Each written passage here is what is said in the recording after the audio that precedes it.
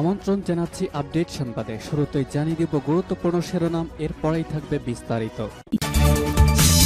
আরব আমিরাতের বিমানে বোমা হামলা, নিহত 40। এদিকে গাজা দখলের পরিকল্পনা, ভয়ঙ্কর ক্ষোভের মুখে নেতানিয়াহু। আরও থাকছে গাজা নিয়ন্ত্রণের পরিকল্পনা বন্ধে ইসরায়েলের প্রতি জাতিসংঘের আহ্বান।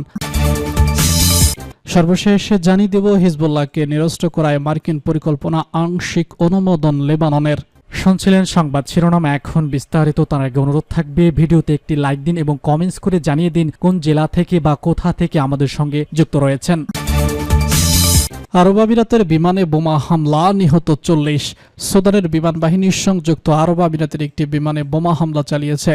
কলম্বিয়ান ভাড়াটি সৈন্য বহনকারী বিমানটি দারফুলের আধা সামরিক র্যাপিড রিসার্চ ফোর্সেস নিয়ন্ত্রিত একটি বিমানবন্দরে অবতরণের সময় বোমা মেরে সেটি ধ্বংস করা হয়। সেনাবাহিনীর সঙ্গে সংযুক্ত রাষ্ট্রীয় টেলিভিশন জানিয়েছে বুধবার গভীর রাতে এই হামলায় কমপক্ষে 40 জন নিহত হয়েছে। সম্প্রতি বিমানবন্দরটি সুদানের সেনাবাহিনী বারবার বিমান হামলা চালিয়ে আসছে। 2023 সালের এপ্রিল থেকে আরএসএফ সঙ্গে যুদ্ধে লিপ্ত হয় এই বাহিনী। নাম প্রকাশ না করার সত্ত্বে এপি সংবাদ সংস্থার সঙ্গে কথা বলার সময় একটি সামরিক সূত্র জানিয়েছে, দারফুরের নিরালা বিমানবন্দর আমিরাতের বিমান ঘাঁটিতে বোমা হামলা করে সম্পূর্ণরূপে ধ্বংস করা হয়েছে। তবে আরএসএফ এর পক্ষ থেকে তাৎক্ষণিকভাবে কোনো মন্তব্য করা হয়নি। যেমনই আমিরাতও তাদের বিমানে ধ্বংসের বিষয়টি স্বীকার করছে না।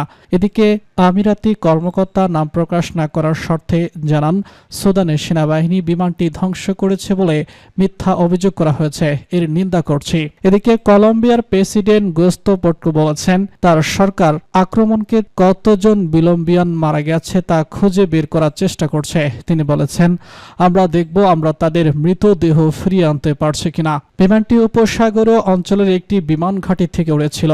এতে কয়েক ডজন বিদেশি যোদ্ধা এবং সামরিক সরঞ্জাম ছিল। আরএসএফ এর সহায়তায় উদ্দেশ্যে সেসব পাঠানো হয়। অবতরণ বা বিমান ঘাঁটিরও আধা সামরিক বাহিনীটি নিয়ন্ত্রণ করে। আব্দুল ফাত্তাহ আল বুরাহের নেতৃত্বে বিমান বাহিনী সুদানে বিদ্রোহীদের সঙ্গে লড়াই করত। দীর্ঘদিন ধরে সংযুক্ত আরব আমিরাতের বিরুদ্ধে নিয়ালা বিমানবন্দরের মাধ্যমে আরএসএফকে ড্রোন সহ উন্নত অস্ত্র সরবরাহের অভিযোগ করে আসছে সুদানের সেনাবাহিনী। তবে আবু ধাবি এই অভিযোগ অস্বীকার করেছে। ইসরায়েল বিশ্ববিদ্যালয় মানবিক গবেষণা ল্যাব কর্তৃপক্ষ প্রকাশিত স্যাটেলাইট ছবিতে দক্ষিণ দাইফুর রাজ্যের রাজধানীর বিমানবন্দরে একাধিক চীনা তৈরি দূরপাল্লার ড্রোন দেখা গেছে। সোমবার সুদানের সেনাবাহিনী সামরিক সরকার সংযুক্ত আরব আমিরাতের বিরুদ্ধে আরএসএফ এর হয়ে লড়াই করার জন্য কলম্বিয়ান ভাড়াটেদের নিয়োগ এবং অর্থায়নের অভিযোগ করেছিল। দাবি করেছে তাদের কাছে একটি প্রমাণ করার মতো যথেষ্ট নথি রয়েছে। তথ্য অনুযায়ী দারফুদে কলম্বিয়ান যোদ্ধাদের আগমন 2024 সালের শেষের দিকে শুরু হয়। তারা সেখানে বিভিন্ন ফ্রন্টে লড়াইরত। জাতিসংঘের নিষেধাজ্ঞা এই তথ্য নিশ্চিত করেছেন। গাজা দখলের পরিকল্পনা, ভয়ঙ্কর ক্ষোভের মুখে নেতানিয়াহু। ইসরায়েলের প্রধানমন্ত্রী বেনিয়ামিন নেতানিয়াহুর গাজা দখলের নতুন পরিকল্পনা ঘিরে শুরু করেছে প্রবল বিতর্ক। সেনাবাহিনীর শীর্ষ নেতৃত্বের সতর্কবার্তা এবং ক্ষোভের পাশাপাশি আন্তর্জাতিক মহলেও উদ্বেগ বাড়িয়েছে। 10 ঘণ্টাব্যাপী নিরাপত্তা মন্ত্রিসভার বৈঠক গাজা দখলের পরিকল্পনা অনুমোদন দেওয়া হয়েছে। এই যুদ্ধের নতুন অধ্যায়ের সূচনা বলা হয়েছে। এই পদক্ষেপ কার্যত গাজার পূর্ণ নিয়ন্ত্রণ গ্রহণের লক্ষ্যে গৃহীত হলেও নেতানিয়াহুর দপ্তরের বিবৃতিতে অধিকারের শব্দটি ব্যবহার করা হয়নি। ইসরায়েলি সেনাবাহিনীর chief of staff lieutenant general Eyal Zamir স্পষ্ট করে জানিয়েছেন, গাজার পূর্ণ দখল একটি ফাঁদের মধ্যে পা দেওয়ার সমান এবং এটি জীবিত জিম্মিদের জন্য চরম বিপজ্জনক হতে পারে। ইসরায়েলি মিডিয়া কারকিব জানিয়েছে, বিস্তৃত অভিযানের সময় অধিকাংশ মানুষ সম্ভবত সব জীবিত জিম্মি নিহত হতে পারেন। জিম্মিদের পরিবারের বহু সদস্য যুদ্ধ বন্ধ করে হামাসের সঙ্গে সমঝোতার মাধ্যমে জিম্মি মুক্তির দাবিতে সোচ্চার। জরিপ অনুযায়ী বেশিরভাগ ইসরায়েলি নাগরিক একটি চুক্তির মাধ্যমে 50 জন জিম্মির মুক্তি চান। তাদের মধ্যে প্রায় 20 জন জীবিত আছে বলে ধারণা করা হচ্ছে। নেতানিয়াহুর যুদ্ধ চালিয়ে যাওয়ার এই পদক্ষেপ অনেকে রাজনৈতিক উদ্দেশ্য প্রণোদিত বলে মনে করছেন।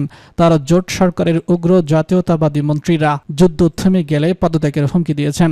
তারা প্রকাশ্যে গাজায় ফিলিস্তিনিদের স্বেচ্ছাসেবকমূলক হস্তান্তরের পক্ষে মত দিয়েছেন, যা আন্তর্জাতিক আইন অনুযায়ী যুদ্ধাপরাধ হিসেবে বিবেচিত হতে পারে। ইসরায়েলের এই সিদ্ধান্তের তীব্র বিরোধিতা করেছে যুক্তরাষ্ট্রের প্রধানমন্ত্রী স্যার কিয়ার মাস্টার। তিনি এই সিদ্ধান্তকে ভুল বলে আখ্যা দিয়ে ইসরায়েলকে তা অবিলম্বে পূর্ণ বিবেচনা করার আহ্বান জানিয়েছে। যদিও নেতানিয়াহুর অবস্থান পরিবর্তনের সম্ভাবনা ক্ষীণ। এমনকি যুক্তরাষ্ট্রের ট্রাম্প প্রশাসনও প্রকাশ্যে এই পরিকল্পনার বিরোধিতা করেননি। ফক্স নিউজকে দেওয়া এক সাক্ষাৎকারে নেতানিয়াহু বলেছেন, ইসরায়েল গাজার সম্পূর্ণ নিয়ন্ত্রণ নিতে চায়, তবে সেখানে শাসক হিসেবে থাকতে চান না। তিনি বলেছেন, আমরা তা আরব শক্তির হাতে তুলে দিতে চাই। যদিও কোনো দেশ বা বাহিনী জড়িত থাকবে সে বিষয়ে কিছুই স্পষ্ট করেননি নেতানিয়াহু। গাজার স্বাস্থ্য মন্ত্রণালয়ের তথ্য অনুযায়ী যুদ্ধ শুরু হওয়ার পর থেকে এখনো পর্যন্ত ইসরায়েলি হামলায় 61,000-এর বেশি ফিলিস্তিনি নিহত হয়েছেন। নতুন এই দখল পরিকল্পনা গাজার সংকটকে আরো জটিল এবং রক্তক্ষয়ী করে তুলতে পারে বলে আশঙ্কা বিশ্লেষকদের। যুদ্ধ থামানো না গেলে রাজনৈতিক অস্থিরতা, মানবিক বিপর্যয় এবং আন্তর্জাতিক বিচ্ছিন্নতা, এই তিনটি ধাপে ইসরায়েল পড়তে যাচ্ছে বলেই মনে করা হচ্ছে। গাজা নিয়ন্ত্রণ করার পরিকল্পনা বন্ধে ইসরায়েলের প্রতি জাতিসংঘের আহ্বান।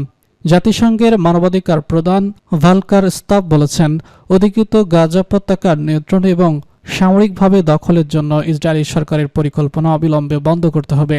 শুক্রবার জেনেভা থেকে ফরাসি বার্তা সংস্থা এপি এক প্রতিবেদনে এসব তথ্য জানিয়েছে। এক বিবৃতিতে ভলকার তুক আরও বলেছেন, এটি আন্তর্জাতিক বিচার আদালতের রায়ের পরিপন্থী। ইসরায়েলকে যত তাড়াতাড়ি সম্ভব তার দখলদারিত্বের অবসান ঘটাতে হবে, সম্মত দ্বিরাষ্ট্র সমাধান বাস্তবায়ন করতে হবে এবং ফিলিস্তিনিদের আত্মনিয়ন্ত্রণের অধিকার প্রতিষ্ঠা করতে হবে।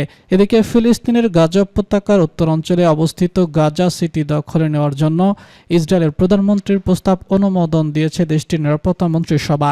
এক সিনিয়র ইসরায়েলি কর্মকর্তার বরাতে জানানো হয়েছে, আগামী 27 অক্টোবরের মধ্যে গাজা শহর থেকে সব ফিলিস্তিনিকে কেন্দ্রীয় শিবির এবং অন্যান্য এলাকায় সরিয়ে নেওয়ার পরিকল্পনা রয়েছে।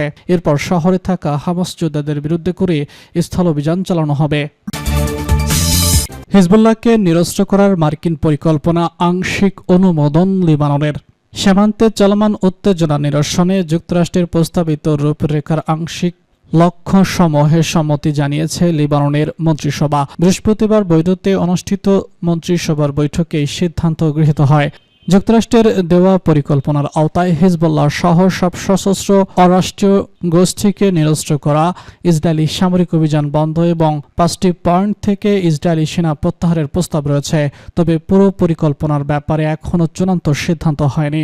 লেবাননের প্রধানমন্ত্রী নওয়াফ সালাম জানান, সরকারের এই সিদ্ধান্তের মূল উদ্দেশ্য হল শুধু রাষ্ট্র বাহিনীর অধীনে অস্ত্রের নিয়ন্ত্রণ সীমাবদ্ধ রাখা।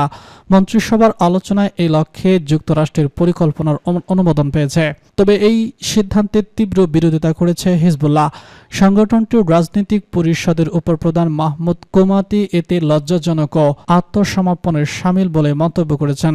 তিনি বলেছেন, শত্রু যখন কখনো আমাদের ভূমি দখল করতে রেখেছে তখন প্রতিরোধের বিরুদ্ধে অবস্থান নেওয়া কোনো রাষ্ট্রের রচিত নয়। প্রস্তাবিত রূপরেখায় হিজবুল্লাহকে নিরস্ত্র করার পাশাপাশি লিবানন ইসরায়েল সীমান্তে সেনাবাহিনীর স্থায়ী মোতায়েন, বন্দি বিনিময়ের জন্য পরোক্ষ আলোচনা কাঠামো এবং আন্তর্জাতিকভাবে স্বীকৃত সীমারেখা নির্ধারণের কথাও উল্লেখ করেছে। যুক্তরাষ্ট্র বলছে, এই পরিকল্পনার মাধ্যমে অঞ্চলটিতে দীর্ঘমেয়াদে স্থিতিশীল নিশ্চিত করা সম্ভব। তবে মন্ত্রিসভার বৈঠক অর্জন করেছে হিজবুল্লাহ ও তাদের রাজনৈতিক মিত্র আমল মুভমেন্টের মন্ত্রীরা। তারা যুক্তরাষ্ট্রের এই উদ্যোগকে ইসরায়েলের পক্ষে একতরফা নিরস্ত্রকরণের প্রস্তাব হিসেবে অভিহিত করে তা প্রত্যাখ্যান করেছে। এদিকে লেবাননের সরকারের সিদ্ধান্তে স্বাগত জানিয়েছে ওয়াশিংটন। যুক্তরাষ্ট্রের পররাষ্ট্র দপ্তর জানিয়েছে, শুধুমাত্র রাষ্ট্রীয় বাহিনীর নিয়ন্ত্রণে অস্ত্র রাখার প্রতিশ্রুতি আঞ্চলিক শান্তি এবং স্থিতিশীলতার পথে একটি ইতিবাচক পদক্ষেপ।